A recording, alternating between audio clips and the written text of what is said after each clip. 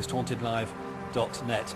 And I leave you with these couple of messages. Divya in South London says, I have a feeling tonight that the name James will be an important part of the investigation. And Eden in Rothbury says, I feel Carl and Kath will be the centre of the investigation tonight. Tell them to be careful. I think you might be right. Paul, back to you. Thank you, Julian. A fascinating intuition there, because Carl and Kath are already feeling the pressure. I wonder if you are. The tension in the Winter Gardens Theatre in Morecambe is palpable, and the team now are just about to arrive at our second vigil location. It is the Ashton Memorial, where we're going to embark on our most dangerous, most haunted live paranormal experiment ever, involving 750,000 volts of electricity. Don't go anywhere. We're going to be back before you know it.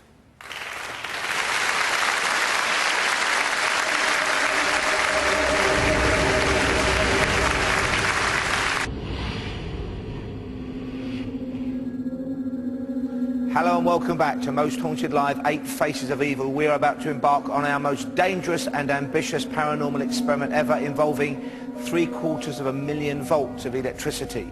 We have based ourselves here in the remarkable surroundings of the Winter Gardens Theatre in Morecambe, in Lancashire. The team have relocated to the Ashton Memorial. Many years ago, it had a different name, Gallows Hill. Hundreds of people lost their lives there. They were hanged for all kinds of offences, including many women who were hanged after being accused and found guilty of witchcraft. Often, before they were executed, they were tortured extensively.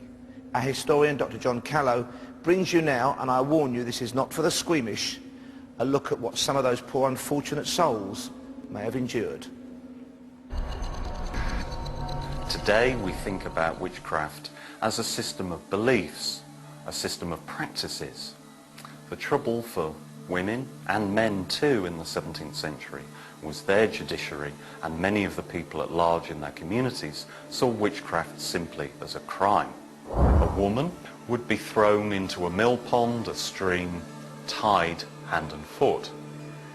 If they sank and were drowned, then they were innocent. If they floated and were carried away, then they would be seen as defying the law of nature. So, if they were safe, if they were carried to the bank, they'd be seen as guilty and tried for the capital crime. So you could say it was a real no-win situation for anyone brought before the courts in this way. And increasingly, the swimming of witches became used outside the courtroom in local communities to punish people outside of the law. Indeed, many of the surviving artifacts we have to do with the detection of witches come not from the judiciary themselves, but from local communities. We have things like bodkins or witch prickers, which we use to draw blood from the suspected witch. This was done as a form of counter-magic, preventative magic, protection. The idea was, if blood was drawn from a witch, then the witch could no longer harm her intended victim. Persecution of witchcraft is one of the most troubling, one of the most uncomfortable facets of European life in the 16th and 17th centuries. Predominantly women were targeted in the hunts. Women, by and large, tend to be more articulate than men, more vocal. There were all kinds of ways to remedy a strong-willed, gossiping woman, and the very worst of all that we have examples for you to see tonight were known as the Scold's Bridle, a metal device worn around the head of the woman that would clamp the tongue or the lips and stop speech entirely. It's a gruesome device, it's an inhuman device, it's a device for silencing half the population.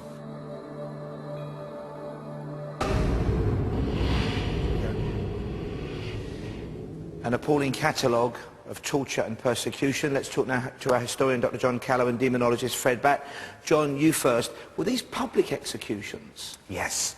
There's a terrific tradition, a sort of ritualised tradition of public execution.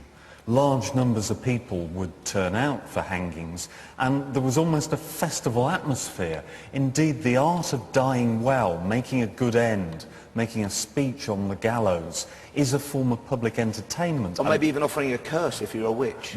Maybe even offering a curse, but the very idea that your last statements are what carry you off into eternity, whether you beg forgiveness to renounce the devil and all his work, to atone for your sins and to maybe achieve an afterlife in heaven, or whether to go down damning your persecutors, is a very stark individual choice. Thank you, John. Fred, how prevalent, how common was witchcraft in this area in the 16th, 17th centuries? Very, very common. In fact, this thing I've got here is called a hagstone. And you find these on the beach, and it's a stone with a hole in, and you'd hang it round your neck as protection against witches.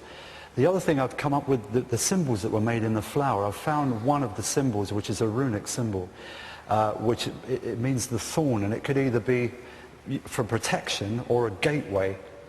So I'm still looking into that, another 2 symbols to find, but we could have something in the flower. Thank you very much, Fred. Thank you, John. Let's return now to Yvette Fielding, who has moved location. She's at our second vigil location, the Ashton Memorial, in the heart of Lancaster. Let's go straight there now. Well, Paul, we've come to our second location, an extraordinary place. This beautiful, beautiful building it's a huge historical significance with the whole area, and also with the story of Lancaster and some of the things that have gone on here historically, which we've kind of touched on a little bit. I'm not giving away too much, as it were. So let's walk along this way. What are you picking up as we walk into this place? We first walked in, I'm actually picking up sadness, a really deep sadness as we walk into the place. Spirit-wise, they're not communicating with at the moment. It's more the sort of energy I'm picking up, and it's almost like somebody's funeral. It's like that. It's very much. Very sad energy in here. Yeah, as soon as you walk in. But I need to say that we've also got a couple of the spirits from the bit we've just been to. I was just going to ask you, have we got these women with us? Yes. Right, okay. So they're back again, and there's 2 men there as well. There was one when we were at the pub, but there's now two men, and amongst all these women, and the old one that terrified Kath earlier on tonight is here, and she's very much a ringleader. Chris, if you just want to pan round and show everybody what we're about to do. I'm not very good at the scientific side of things, so this is where I'm going to call Kieran in to describe exactly what this experiment is. All I can say is that we've done what's called a Tesla machine experiment.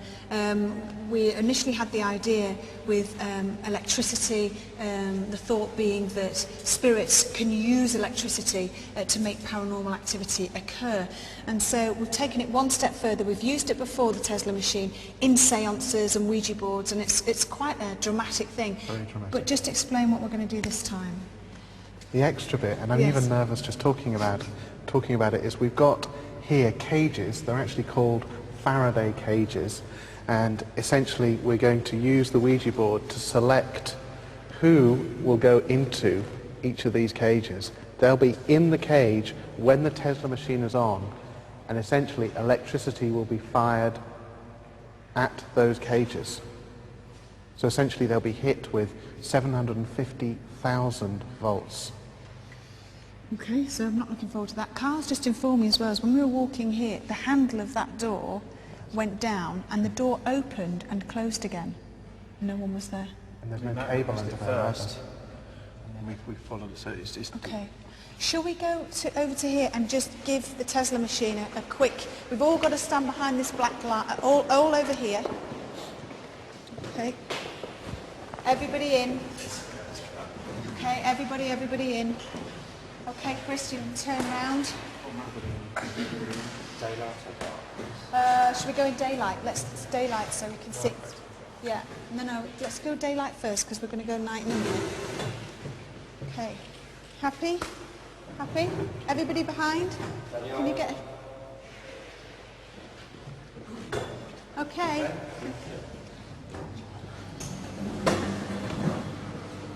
Oh my God.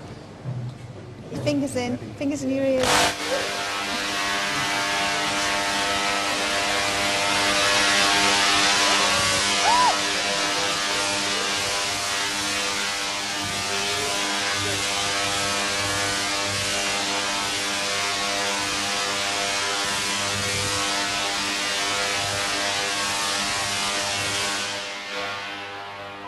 So 3 lucky people are going to go in those cages.